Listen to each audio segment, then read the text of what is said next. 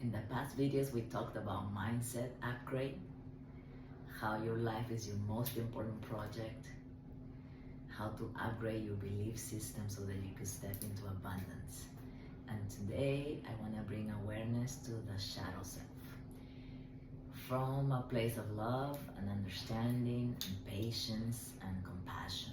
So we all have what we call a shadow self.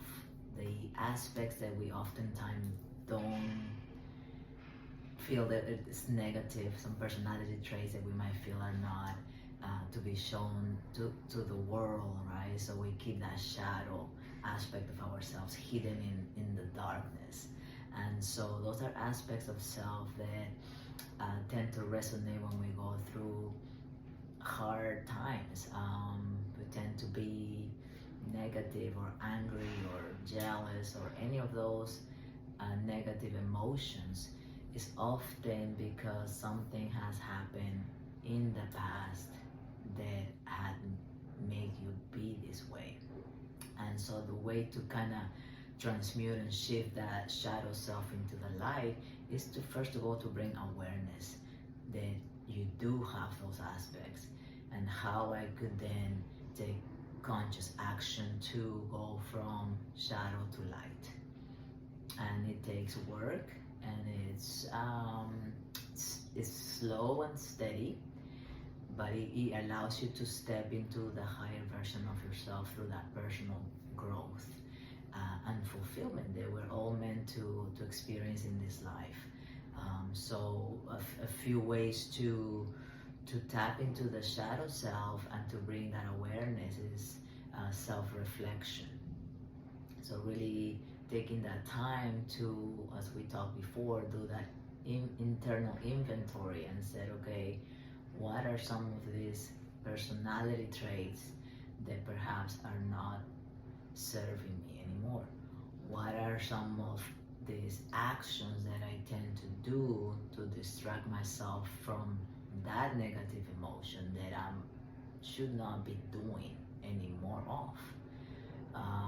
Maybe you had a busy day and you just go straight to Netflix, right? Or you just go shopping non-stop, or things, or alcohol, drugs, right? Pornography, I mean, all of it that is just excessive, that is not bringing us any growth, is a way of us doing to cope with what we don't want to take a look at. So self-reflection is number one, because it's you going in with a flashlight and really looking into those aspects of the shadow self that need to be addressed if we want to step into the next level of yourself. Another way to work with the shadow self is journaling. Really putting on paper your emotions or a situation that triggers something in you that didn't really resonate with your higher self. And so anything or anyone that trigger, it's never gonna be about that external situation or that specific person. It's always going to be reflecting back to you. And remember that I shared before that life will meet you at your level of consciousness. And again, oftentimes we kind of blame the circumstances, and we don't really want to take a look at what's really going on inside. So journaling is the perfect way to work on that as well. And so some shadow work exercises will include meditation and that visualization and going back. And once you identify what are those personality traits or behaviors then you could go back into that meditation and trace your life back into your childhood, your teenage years, your young adult life, or your current life, and identify what are some of the events that happen in your life that made you feel this way, right? So it was just a coping mechanism to be able to deal with your conscious awareness at that given time, and that's the only tools you had to deal with it. And now that you are an more evolved being, then you could look at it with compassion and with love and say, you no longer need this behavior, you no longer need this coping mechanism. And then we do the work, which is taking conscious action that is gonna be more conducive to your next life. And so it's all about conscious awareness.